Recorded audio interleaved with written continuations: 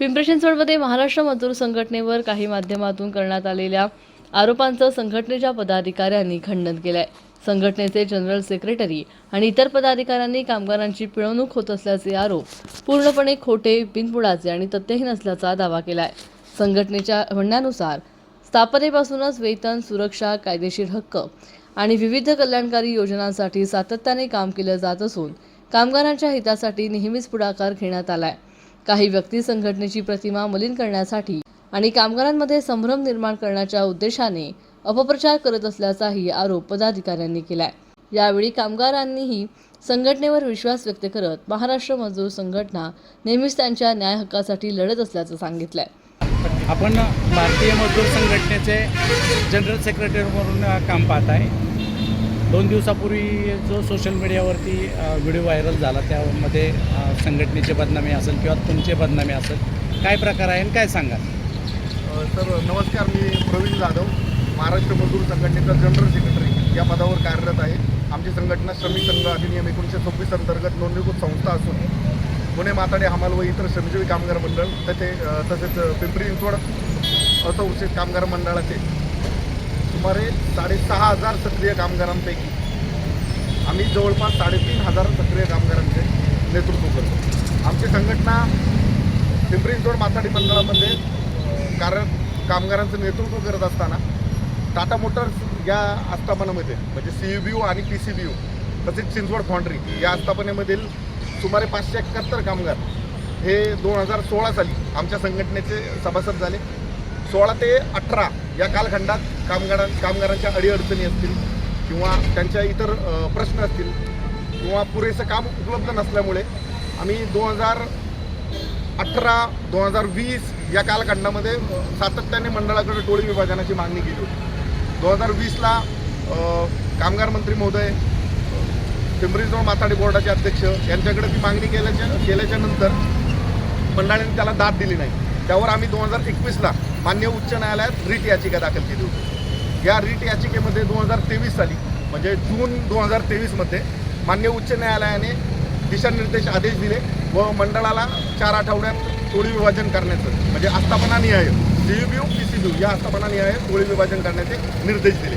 त्यानुसार ऑक्टोबर 2023मध्ये टोळी विभाजन टाटा मोटर्स या कंपनीमधील माथाडी कामगारांचं टोळी विभाजन झालं।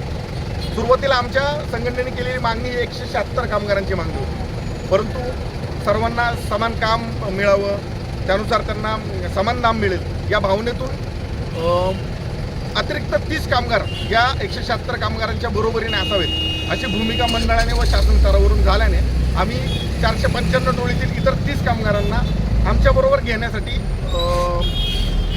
विनंती केली। त्या विनंतीला मान देऊन आमच्या संघटनेच्या तसेच सभासद कामगारांच्या मागणीला अनुसरून खालून 495 टोळीतून 30 कामगार हे PCBU आस्थापनेत 1334 टोळीमध्ये आले। त्यापैकीच जे शनिवारी जे वक्तव्य झालं प्रसारमाध्यमांनी, ज्या कामगारांनी आमची संघटना असेल, शासन असेल किंवा शासनाचे अधिकारी असतील याबद्दल जे भाष्य केलं, खरं तर मी त्याचं नाव घेण्या इतपत देखील एवढा मोठा नाही। मी सर्वसामान्य गोरगरीब कष्टकरी कामगारांचं आम्ही संघटनेच्या माध्यमातून नेतृत्व करत असतो, म्हणून मला त्याचं नावही घ्यायचं नाही। परंतु वास्तविक पाहता आज मंडळाचे अधिकारी एकदम सक्षमपणे त्यांचा कारभार करत आहे। माथाडी मंडळ एकदम सक्षमपणे कामकाज करत आहे आणि हे कामकाज याचं फलित बघायचं झालं तर 2020-21 नंतर म्हणजे बोर्डाचे चेअरमन ज्यावेळेस आत्ताचे सहाय्यक कामगार आयुक्त निखिल वाळके साहेब आल्यानंतर त्यांनी QR कोड ही सिस्टम चालू केली। पूर्वी इथं येणारे विविध वाहतूकदार, पुरवठादार, वेंडर्स यांच्याकडून रोख स्वरूपात पावत्या पाडल्या जायच्या आणि त्याला माथाडी मंडळाच्या पावत्या दिल्या जायच्या, परंतु ही कॅशलेस पद्धत ही दोन्ही आस्थापनेत म्हणजे CUBU PCBU आस्थापनेत आणि पिंपरी चिंचवड माथाडी मंडळाच्या सगळ्याच ठिकाणी चालू झाली। खरं तर त्यांचं अभिनंदन करायचं सोडून उगाच एक विघ्न संतोष एखादा कामगार किंवा इतर कोणत्या तरी संघटनेच्या, कोणत्या तरी राजकीय नेत्याच्या, कोणत्या तरी अराजकीय व्यक्तींच्या आहारी जाऊन जर काहीतरी भाष्य करत असेल तर ते मला वाटत नाही ते योग्य आहे। आज तुमच्या समोर त्या दिवशी झालेल्या वक्तव्याबद्दल बोलायचं जर झालं तर माझ्यापेक्षा एकदम चांगल्या पद्धतीने हे कामगारच त्यांच्या भावना व्यक्त करते. कारण शेवटी मी हा संघटनेचा भाग आहे.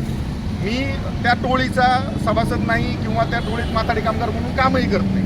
त्यामुळं माझ्यापेक्षा जास्त त्यांच्या असणाऱ्या अडीअडचणी असतील, व्यथा असतील, त्यांचे प्रश्न असतील, हे मला असं वाटतं की ते कामगार चांगल्या पद्धतीने सांगू शकतील. आणि जरी काही अडचणी एखाद्या कामगाराला असेल, त्या शनिवारी वक्तव्य केलेल्या कामगाराव्यतिरिक्त, तरी शासन आहे, माथाडी मंडळ आहे, योग्य ती शहानिशा तिथं केल्यानंतर असं जर भाष्य केलं तर ते योग्य ठरलं असतं. माझी तुम्हा सर्वांना, प्रसारमाध्यमांना हात जोडून विनंती आहे की अशा प्रकारे उद्या कुणी येईल आणि प्रसारमाध्यमाचा कुठंतरी गैरवापर करण्याचा प्रयत्न करेल आणि काही भाष्य करेल. त्यामुळं एखाद्या समाजात चांगल्या पद्धतीने काम करणाऱ्या व्यक्तीची, संघटनेची प्रतिमा मलिन होईल. याला खरं तर तुम्ही देखील अशा गोष्टींना वाव देता कामा नये. तुम्ही देखील या गोष्टी शहानिशा करावी अशी मी सर्व प्रसारमाध्यमांना हात जोडून विनंती करतो. आणि इतर बाबी बोलायचं झालं तर माझ्यापेक्षा जास्त चांगल्या पद्धतीने हे कामगार बोलतील. तर त्या 2010 पासून टाटा मोटर्समध्ये काम करतो. तेव्हापासून हे पिंपरी चिंचवड माथाडी बोर्ड 2025पर्यंत व्यवस्थित कार्य करत आहे. आणि 2016ला भारतीय महाराष्ट्र मजदूर संघटना इथे कार्यरत झाली. त्यानंतर इथे थोडीफार पगाराची लेवल वाढत चाललेली आहे. आणि आत्ता सध्या आमची पगाराची लेवल व्यवस्थित आहे. आणि काही 1-2-10 कामगार मिळून इथे टोळीच्या संदर्भात चुकीचं बोलणं करून आमच्या पगाराला धक्का लावण्याचा प्रयत्न करत आहेत. तरी आम्हाला आमचं काम व्यवस्थित टिकवणे आणि व्यवस्थित चालू राहणे हे आम्ही बघतो आहे. आणि जे चाललं आहे हे सगळं वरून चाललं आहे. माथाडी बोर्डातून आहे ना, हे सगळं कारवाई चालले आहेत की बाबा ही किती माणसं भरायची, काय करायची. 30 माणसं 495मधून 1-2 वर्षापूर्वी 30 माणसं घेऊन विभाजन करून इथे माथाडी बोर्डानेच आम्हाला तसं व्यवस्थित काम करायच्या सूचना दिल्यात. आणि आत्ता परत काहीतरी शिजवून काहीतरी कट रचून हे कारस्थान करायचं चालू आहे. तरी आम्हाला व्यवस्थित न्याय मिळण्यासाठी आम्ही मला बोलवून हे सांगण्यासाठी आम्ही प्रयत्न केलेला आहे. तुमचा पगार कोण करतं ॲक्च्युली? आमचा पगार माथाडी बोर्डातून होतो. आणि माथाडी बोर्डातून काही कुणाच्या शंका असतील, काय असतील, कोणी काय पैसे खातंय, काय करतंय, तर त्याचे रितसर कंप्लेंट करा. आम्हाला पण कोण आमचे पैसे खात असेल तर आम्हाला पण कळलं पाहिजे. जे आहे ते रितसर तक्रार आम्हाला दाखवून आम्ही त्याच्या अंमलबजावणी करू. माथाडी बोर्डातून आम्हाला निर्णय तात्काळ आम्हाला कारवाईचे आदेश मिळतील. बाबा हे बाबा तुमचा पगार हे पैसे खाते. तुमच्या पगारातलं कमिशन खाल्लं जातं असं हे आरोप किती कामगार करतात आहे, हे आरोप आहेत ना, त्यासाठी आमची कारवाई चालू आहे. हे किती आरोप कामगार करतात आहे हे समोर येईल, लवकरच येईल समोर. त्याच्यावर आमची कारवाई चालली. आता तुमचा पगार 2016 रोजी किती होता आणि आता किती आहे? 2016 रोजी आमचा पगार 15,000 ते 20,000 होता. आणि आज रोजी आमचा पगार एक म्हणजे मोठी ही सगळे मिळून आमचा पगार 80,000च्या घरात जातो. त्याच्यावर तुम्ही त्या पगारावरती संपुष्ट आहात? आम्ही आमच्या पगारात संतुष्ट आहे म्हणून तर तुम्हाला बोलून हे सांगतो. कामाचं प्रमाण पण आहे आणि पगार पण आहे. आणि त्यानुसार आम्ही काम करतोय. काही कंप्लेंट असेल तर आम्ही संघटना आम्ही बसून वाहतूकदार, पुरवठादार बसून ते सोडवतोय. ज्यांना ह्याची काही गाडी मात्र काही यांचा संबंध नाही. वाहतूकदार, पुरवठादार लय मोठे आहेत तिथं. त्यांच्याशी संघटना बोलून चर्चा करून मार्ग काढते. आणि माथाडी बोर्डाचं रजिस्ट्रेशन आता चालू आहे सध्या. मग त्या दिवशी जे 4 दिवसापूर्वी जे आरोप झालेत त्याच्यात काय तथ्य आहे का? तेच ना, काही कामगार आहेत ना, कोणाचं ऐकून काय करत असतील ना, त्यासाठी आम्ही त्याच्या विरोधात काही आमचं पावलं चालले ते आम्ही माथाडी बोर्डातून क्लिअर करून मांडू. त्या कामगारांना बाबा काय पाहिजे, तुम्हाला तुमच्या संदर्भात काय गोष्टी पाहिजेत ना ते क्लिअर होईल. आमचं काम करत आहे. तरी 2016पासून महाराष्ट्र मजदूर संघटना आलेली आहे. पहिला आम्हाला पगार 15-20 हजार होता. 2016पासून आमची पगार वाढ होत गेलेली आहे. आणि आत्ता पण आम्हाला 80-90 हजार रुपये पगार पडत आहे आत्ता.